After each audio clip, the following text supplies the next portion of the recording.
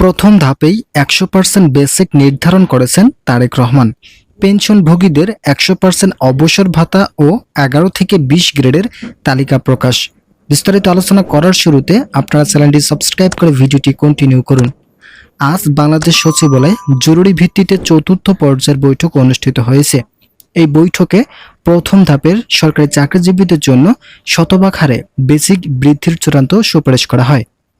বৈঠকে উপস্থিত অর্থমন্ত্রী বলেন, ২০২৬-২৭ অর্থ বছরে যে বাজেট সংস্কার করা হয়েছে সেখান থেকে ১০০% হারে বেসিক বৃদ্ধির চূড়ান্ত সিদ্ধান্ত নেওয়া সম্ভব। যেহেতু নতুন বেতন স্কেলে শুধুমাত্র মূল বেসিক এবং অবসরকালীন সুবিধায় কার্যকর করা হচ্ছে, সেক্ষেত্রে ৪৪,০০০ কোটি টাকা বাস্তবায়ন করা শতভাগ নিশ্চিত। ফলে আজ অর্থ মন্ত্রণালয়ের একাধিক সদস্য সহ বিভিন্ন পর্যায়ের সচিবরা বৈঠকে অংশগ্রহণ করেন। তারা সকলে মতামত দেন যে কর্মচারীদের দাবিগুলো বাস্তবায়ন করতে যে ধরনের নীতি বাস্তবায়ন করা প্রয়োজন, এরই মধ্যে সকল নীতি বাস্তবায়িত হয়েছে। এখন শুধুমাত্র গেজেট প্রকাশের অপেক্ষায় আছেন সংশ্লিষ্ট কর্তৃপক্ষ। নতুন গেজেট প্রকাশের ডেডলাইনে ইতিমধ্যেই ঘোষণা করা হয়েছে যে এই ডেডলাইন অনুযায়ী সরকারি কর্মকর্তা ও কর্মচারীরা সমান হারে সকল ধরনের সুযোগ সুবিধার আওতায় পড়বেন। বৈঠকে প্রায় ২০ জন সচিব সহ পর্যালোচনা কমিটির ৬ সদস্য উপস্থিত ছিলেন। তারা একমত হয়ে মতামত নেন নবম জাতীয় বেতন স্কেল প্রথম ধাপে শতভাগ বেসিক নির্ধারণ করার জন্য। এতে করে কর্মচারীরা আর্থিক অবস্থান থেকে অনেক শক্তিশালী হবে। যেহেতু তাদের জন্য আরও বেশ কয়েকটি সুযোগ সুবিধা সংযোজন করা হয়েছে, তাই ১১ থেকে ২০ গ্রেডের কর্মচারী এবং কর্মকর্তাদের থেকেও কিছুটা ভাতা বৃদ্ধির সুবিধা অগ্রসর হবেন। আপনারা যারা এখন পর্যন্ত আমাদের এই চ্যানেলের নতুন সদস্য আছেন, তারা পরবর্তী আপডেট পেতে চ্যানেলটি সাবস্ক্রাইব করুন।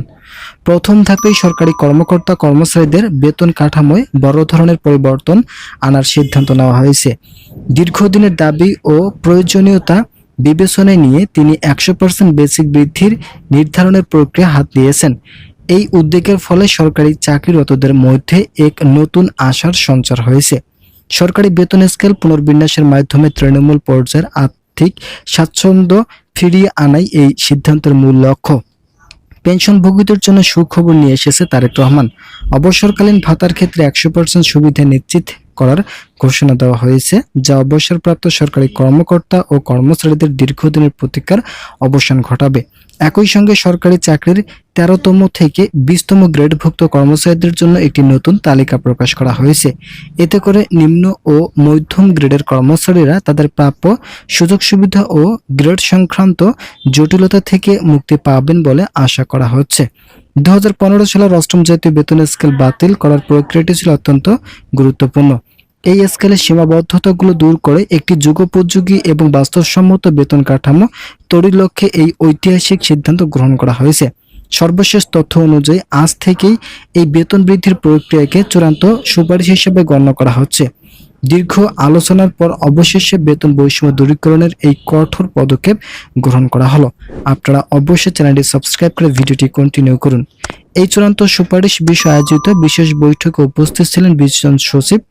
বৈঠকের আলোচনায় তারেক রহমানের এই প্রস্তাবের উপর সচিবগণ অত্যন্ত ইতিবাচক মনোভাব ব্যক্ত করেছেন।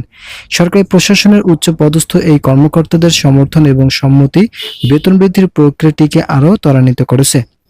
তাদের মতে বর্তমান অর্থনৈতিক প্রেক্ষাপট এই পরিবর্তন অত্যন্ত যৌক্তিক এবং সময়োপযোগী একটি সিদ্ধান্ত। অবশেষে প্রধানমন্ত্রী তারেক রহমান সরাসরি সচিবদের রিপোর্ট স্বাক্ষর করার মাধ্যমে এই বেতন বৃদ্ধির প্রক্রিয়াকে আইনি বৈধতা প্রদান করেছে। এই স্বাক্ষরের ফলে বেতন বৃদ্ধির আরও কোনো জটিলতা বা বাধা অবশিষ্ট রইল না। প্রশাসনিক সকল স্তরের এই সিদ্ধান্ত বাস্তবায়নের কাজ এখন সময়ের ব্যাপার মাত্র। এরই মধ্য দিয়ে সরকারি চাকরিজীবী এবং অবসরভোগীদের দীর্ঘ প্রত্যাশিত সমস্যার সমাধান হতে যাচ্ছে। যারা অবসরপ্রাপ্ত চাকরিজীবী আছেন, তাদের দাবি ইতিপূর্ব থেকে বহাল থাকলেও চূড়ান্ত সীমারেখায় পৌঁছাতে অনেকটাই সময় নষ্ট হয়েছে। যদিও এই বিষয়টি প্রাথমিক দিক থেকে বাস্তবায়নের সিদ্ধান্ত ছিল না, তবে কর্মচারীদের দাবির প্রক্রিয়া অত্যন্ত কঠোর হওয়ায় শেষ পর্যন্ত প্রথম ধাপে বেসিক বৃদ্ধির পাশাপাশি অবসরকালীন সুযোগ সুবিধা শতভাগ পর্যন্ত রাখার চূড়ান্ত সিদ্ধান্ত গ্রহণ করা হয়েছে। আপনারা যারা এখন পর্যন্ত আমাদের এই চ্যানেলের নতুন সদস্য আছেন, তারা পরবর্তী আপডেট পেতে চ্যানেলটি সাবস্ক্রাইব করে ভিডিওটি কন্টিনিউ করুন।